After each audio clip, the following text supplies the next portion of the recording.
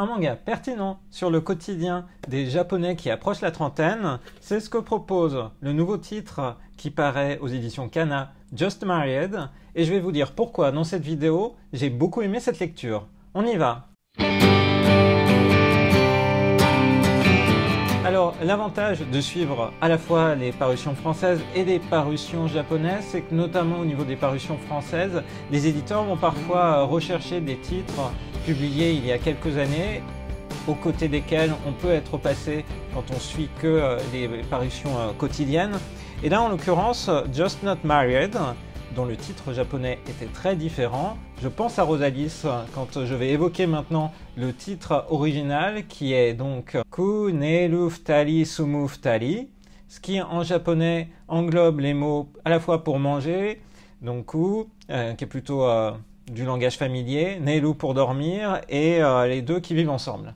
Donc il y a des notions un peu différentes qui sont transmises dans le titre japonais et dans le titre français, puisque dans le titre français, l'axe proposé par l'éditeur, c'est qu'on a deux jeunes qui approchent la trentaine, qui sont en couple depuis plus d'une dizaine d'années, puisque les deux héros, Ritsuko et puis Nan-chan, sortent ensemble depuis qu'ils sont en terminale, donc depuis plus de 10 ans, ils ont 28 ans maintenant, et tout le monde leur demande alors quand est-ce que vous vous mariez, quand est-ce que vous avez des enfants, avec ce type de pression qui est, à mon avis, commune à beaucoup de sociétés désormais, à la fois au Japon, mais évidemment en France, en Occident. On a souvent ce type de questions quand on est en couple, entre guillemets, installé, mais qui, au regard de la société, n'a pas encore franchi certaines des étapes qui paraissent absolument indispensables, étapes sur lesquelles on pourrait longuement discuter.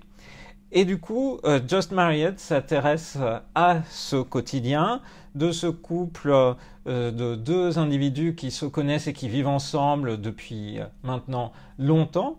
Et quelles sont les prochaines étapes, ou en tout cas comment finalement on se retrouve après 10 ans de vie commune à se poser la question de pourquoi déjà avoir vécu autant de temps ensemble, et puis comment viser après, sachant qu'il y a toutes ces pressions extérieures qui viennent, on va dire, un petit peu, à mon avis, parasiter la manière dont le couple peut naturellement se développer.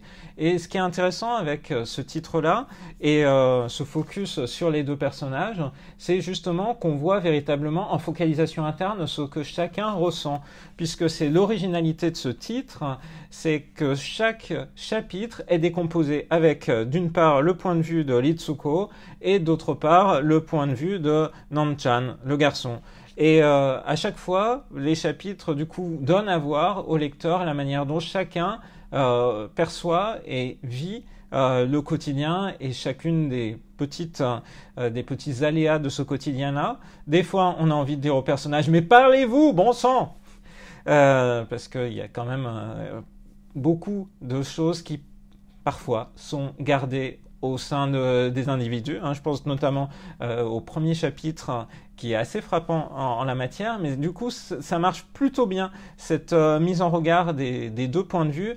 Et aussi, je le disais, c'est vraiment du quotidien japonais, parce que on voit par exemple ce qui se passait au lycée quand Ritsuko par exemple a préparé pour la première fois un plat pour celui qui faisait battre son cœur. Donc on est dans les cours de cuisine comme il y a au lycée. Il y a plein de choses qui font tout de suite écho à quiconque est venu sur le territoire japonais, comme les konbini, 11-11, c'est 7-Eleven. Ou alors il y a un chapitre complet qui se passe à Shibuya, et c'est vraiment du coup Shibuya tel qu'on le connaît, avec à la fois directement ici, on est tout de suite transporté, c'est la devanture de la gare de Shibuya. Et puis ici encore. Donc c'est vraiment un manga du coup qui était publié dans un magazine adulte, Monthly Comic Zenon. Donc on est face à un titre qui s'adresse à un public un peu différent du shonen ou du shoujo classique. Et par ailleurs, l'auteur, du coup, Kinoko Higurashi, elle est habituée maintenant à faire des titres à un public entre guillemets âgé. Donc là, en l'occurrence, c'était dans un magazine mensuel. Le manga a été publié au Japon entre 2012 et 2015, compte 5 tomes. Là, le premier tome devait sortir en mars en France, est sorti un peu plus tard à cause du confinement. Et ce titre a eu son petit succès quand il est sorti au Japon. C'est une série de 5 tomes qui a aussi été adapté en drama, un drama de 8 épisodes diffusé en 2014 à la télévision japonaise, au printemps. Du coup, le drama réinterprétait certaines des scènes emblématiques, certains des chapitres emblématiques du manga, parfois en suivant d'ailleurs la mise en scène de manière assez fidèle. Donc, j'ai apprécié découvrir ce vis-à-vis entre les deux protagonistes. J'ai aussi apprécié finalement la manière dont on est face à typiquement un manga qui s'inscrit dans le quotidien au moment où il est dessiné, au moment où il est écrit. Par exemple, il y a un moment qui m'a frappé, c'est l'héroïne se voit à échanger avec un autre personnage qu'on voit apparaître dans l'histoire, son adresse mail. C'était typiquement l'échange d'adresse mail de ce qui se passait de Keitai à Keitai, les téléphones portables japonais à clapet qui étaient déjà des préfigurations des smartphones tels qu'on les connaît. Et elle a un Keitai et le personnage qui est en face d'elle, en fait, a un smartphone, sans doute un iPhone. Et du coup, l'échange ne se fait plus d'adresse mail ou l'échange de contact ne se fait plus de la même manière. Il se fait pas par infrarouge, il se fait différemment. On a bien l'habitude de la manière dont on s'échange les contacts sur smartphone. Donc, c'est vraiment le Japon des années 2012 à 2015 qu'on voit à travers ce manga.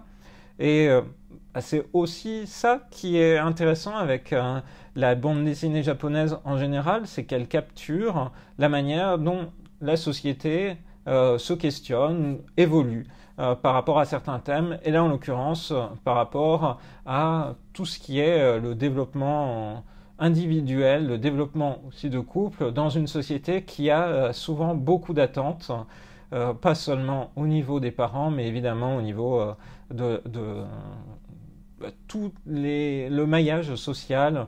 Normalement, quand vous avez 28 ans et que vous êtes une femme japonaise, vous êtes censé, vous êtes marié, donc il faut vous presser. Et c'est d'ailleurs un propos qui revient dans la bouche de certains des personnages vis-à-vis de Litsuko, qui lui disent « Dépêche-toi de te marier avec ton copain, on ne sait jamais, il pourrait trouver quelqu'un d'autre. » Donc, j'aime bien ce type de manga avec une analyse un petit peu plus sociale et qui donne à voir, notamment pour le public français qui n'a pas forcément l'occasion de vivre au Japon et d'expérimenter ça, des éléments, on va dire, de vraie vie japonaise. Voilà. Donc, bonne découverte que ce titre, donc dans la collection Life, qui est une nouvelle collection des éditions Kana, et bonne découverte aussi de l'héroïne, bonne découverte aussi de l'autrice Kinoko Higurashi, qui publie actuellement, ou plus exactement qui vient de terminer une série qui a été publiée dans Morning, et qu'on pouvait suivre en ligne. Là, je tourne cette vidéo le 20 juin, et en fait, le dernier chapitre de sa dernière série en date a été publié dans la version en ligne associée à Morning le 19 juin, donc la veille. Donc on est vraiment dans l'actualité. Pour la blague, l'autrice se prénomme, en tout cas c'est son nom d'artiste est Kinoko Higurashi, et elle se représente du coup comme un petit champignon à chaque fois. Et voilà. Bon titre, bien porté aussi par le fait, comme je l'évoquais en préalable, qu'on a à chaque fois, dans chaque chapitre, le point de vue du garçon, puis le point de vue de la fille, ou l'inverse, ce qui donne l'occasion un petit peu d'explorer plus en détail la psyché de chaque personnage. Voilà, j'espère que cette chronique de Just Not Married vous aura intéressé. Je vous donne rendez-vous à très bientôt dans une prochaine vidéo sur la chaîne de Rosalis. Bye bye.